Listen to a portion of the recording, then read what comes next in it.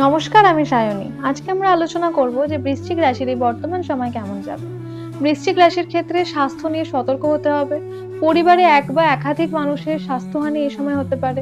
আপনারা দেখছেন বারবার ডাক্তারের কাছে যাচ্ছেন। আপনার হয়তো বিশেষ করে নিজের মায়ের শরীর খারাপ হতে পারে। তো নিজের শরীর খারাপ, নিজের ফ্যামিলিতে সকলের শরীর খারাপ এবং বিশেষ করে নিজের মায়ের শরীর খারাপ।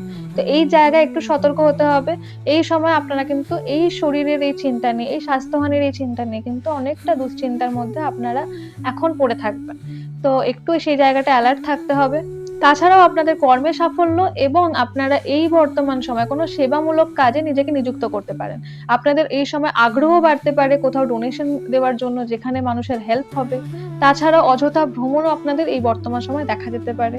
বৃশ্চিক রাশির সঠিক আপনারা কি রেজাল্ট আরো কি পাচ্ছেন বা আরো কোন জায়গায় আপনাদের অ্যালার্ট হতে হবে, এই সমস্ত কিছু জানার জন্য একজন ভালো অ্যাস্ট্রোলজারের সঙ্গে অবশ্যই যোগাযোগ করুন। কারণ প্রত্যেকটা মানুষের ইন্ডিভিজুয়াল বার্থ চার্ট কিন্তু নির্ভর করে তারা কি ফল পাচ্ছে।